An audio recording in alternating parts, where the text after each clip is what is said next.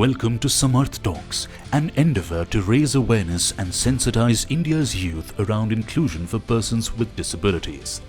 This is a platform where India's para-athletes find their voice and share their journeys, their setbacks and their unbreakable willpower. In this video, let's hear from Abhishek Chamoli on what makes him Samarth.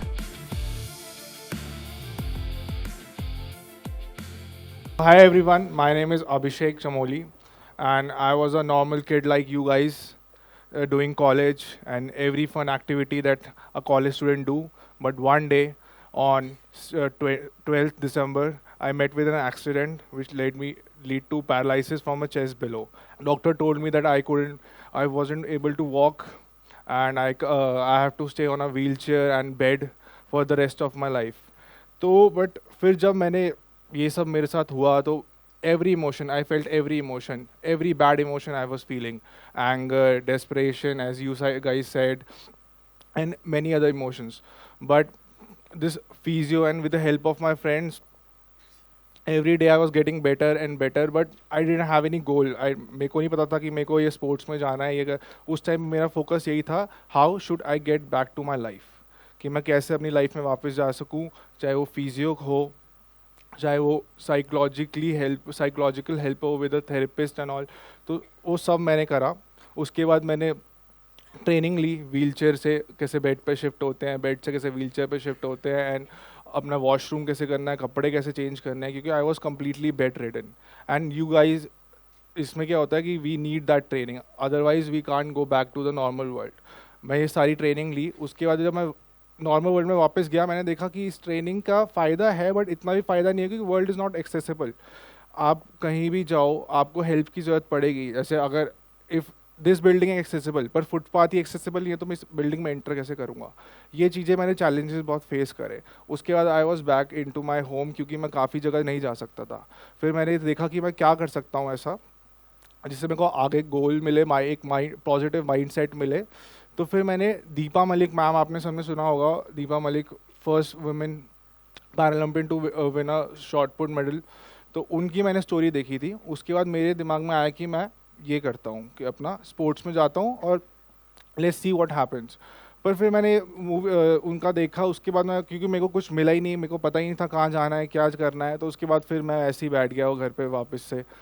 फिर एक दिन मैंने एक Netflix पे documentary है the rising Phoenix, अगर आप सब देखना, काफ़ी अच्छी डॉक्यूमेंट्री है, वो देखी. उसके बाद मेरे अंदर काफ़ी मोटिवेशन आई कि मेरे को करना ही करना है. It was about all the 5 disabled people who were in Paralympics and it was their back story. तो मैंने जब वो देखी, उसके बाद मेरे को आया कि मेरे को करना ही करना है. तो मैं अपने आसपास जितने भी स्टेडियम्स हैं में जाने लगा एंड आस्किंग आउट कि कोई कोच है या कोई मेरे को ट्रेन कर सकता है. तो वहाँ से मेरी जर्नी स्टार्ट हुई. वहाँ मेरे को कोचेज़ मिले. उसके बाद मैंने प्रैक्टिस करनी शुरू करी. मैंने अराउंड 1 ईयर प्रैक्टिस करा. उसके बाद फिर मैं नेशनल्स खेला. नेशनल में उसके बाद फिर मैं बाहर गया खेलने, इंडिया से बाहर गया, जिसके लिए दुबई गया था मैं खेलने. वहाँ पर कैटेगरीज होती हैं हमारे में. जैसे क्या होता है, जैसे अभी मैं F54 में हूँ, तब मुझे नहीं पता था, क्योंकि इंडिया में किसी को इतनी नॉलेज भी नहीं है कि कैटेगरीज होती क्या हैं और कैटेगरीज कैसे मिलती हैं. तो तब मैं F53 कैटेगरी के लिए ट्रेन कर रहा था and I was training for short put. जब मैं वहाँ गया तो मेरे को पता लगा मेरी F54 कैटेगरी है and now I have to play javelin. तो मेरी जो पुरानी जितनी भी थी वो ट्रेनिंग, वो मतलब कि वेस्ट ही हो गई. बस ये है कि मैंने डिसिप्लिन करना सीख लिया था, कि स्पोर्ट्स में the discipline I have learn, but the training was all wasted. उसके बाद I started again. It was a minor setback. उसके बाद आई स्टार्टेड अगेन. एंड उसके बाद क्या होता है कि फिर मैं ट्रेन करता हूँ दिन रात. अपना वही डिसिप्लिन है, स्पोर्ट्स डिसिप्लिन है, सुबह शाम स्टेडियम जाना, और विद हेल्प ही जाते हैं क्योंकि इतना एक्सेसिबल नहीं था स्टेडियम. तो विद हेल्प मैं स्टेडियम जाता था, ट्रेनिंग करता था. और उसके बाद एक दिन क्या होता है कि फिर मैंने नेशनल खेला. नेशनल में मेरा गोल्ड मेडल आया and I made a national record. तो नेशनल रिकॉर्ड बनाते ही फिर मेरे काफ़ी सारे डोर्स ओपन हो गए, क्योंकि आप नेशनल रिकॉर्ड बनाते हो उसके बाद people start seeing you and आप लाइमलाइट में आ जाते हो.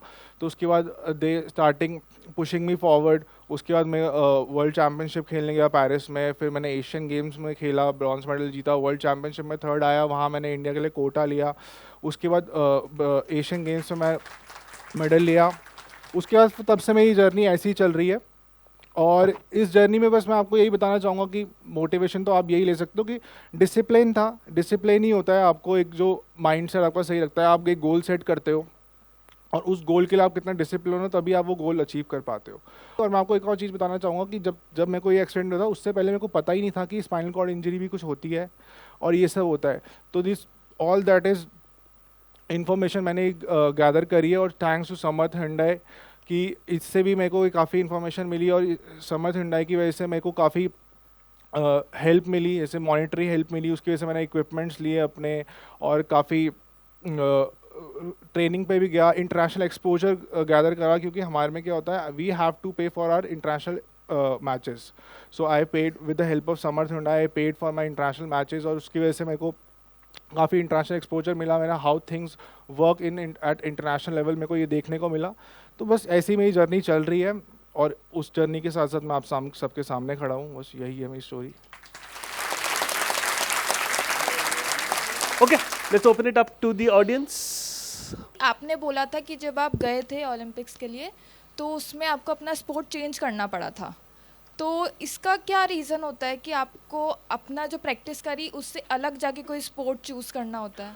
तो हाय धनुषी फर्स्ट ऑफ ऑल, एंड इसका रीज़न ये थोड़ा सा वो है, कॉम्प्लिकेटेड प्रोसेस होता है। देख इसमें क्या होता है, they are different categories, F51, F52, F53, F54, F55 and it goes to F57 and everyone has different disability. We all are in wheelchair, but our disabilities are different. Like F51, their hands also don't work. Like in F52, their fingers don't work, but their hands work. In F53, from middle of the chest it doesn't work. In F54, from below the chest and so on. So earlier, when I was training, so some coach told me that I was F53. That you will get a F53 category and you will play in that only. तो उसके बाद जब मैं वहाँ गया तो वहाँ पर जब मेरे को वहाँ पर डॉक्टर्स होते हैं सारे, वो चेक करते हैं आपकी डिसेबिलिटी, चेक करते हैं आपका पूरा थॉरोली चेक करते हैं, 1 घंटे का पूरा चेकअप होता है वो पूरा। तो उसके बाद जब उन्होंने मेरे को चेक करा तो उन्होंने बोला you are not F53, you are playing in a wrong category, you are F54, so you have disability from below the chest, so you are in a F54 category. So these type of categories are there which is जिससे क्या होता है कि अगर वो यहाँ ही India में पता लग जाए हमें, क्योंकि इंडिया में अभी डॉक्टर्स हैं नहीं और जो उनको क्लासीफायर्स कहते हैं, तो इंडिया में इतने क्लासीफायर्स हैं नहीं, तो हमें पता नहीं लग पाता। इट्स लाइक अ गेसिंग गेम। सो आप गए, चलो यार तू तो F53 है, तू F54 है, ऐसे होता है। पर वो बाहर जाके जब आप अपनी क्लासिफिकेशन करवाते हो तो फिर वो पता लगता है। तो उसके बाद मेरे को पता लगा था कि मैं F54 का हूँ। Then I started working in F54 category and started playing in F54 category. तो ये मेरा चेंज हो गया था ऐसे। कि आपका जो सेटबैक था उसके बाद ऐसी क्या चीज़ थी अपार्ट फ्रॉम डिसिप्लिन जिसने आपको सबसे ज़्यादा हेल्प किया था ओवरकम करने से उस चीज़ से? सबसे पहले तो थेरेपी और आपकी सराउंडिंग्स कैसी है वो भी बहुत डिपेंड करता है। जैसे आपके फ्रेंड्स हैं, फैमिली है, वो आपको कितना सपोर्ट करते हैं, ये भी चीज़ डिपेंड करती है। बस मेरे को लगता है यही डिसिप्लिन के अलावा surroundings, how are your surroundings, आपके फ्रेंड कितना मोटिवेट कर रहे हैं, आपकी फैमिली कितना मोटिवेट कर रही है, एंड आप उस जो आपका जो सेटबैक है आप उसको कैसे डायग्नोज करते हो। जैसे आई वॉज की नहीं मेरे को थेरेपी चाहिए अब, तो I went for therapy and फिर यही इसी की so on this things help me. Thank you. Can we have a huge round of applause?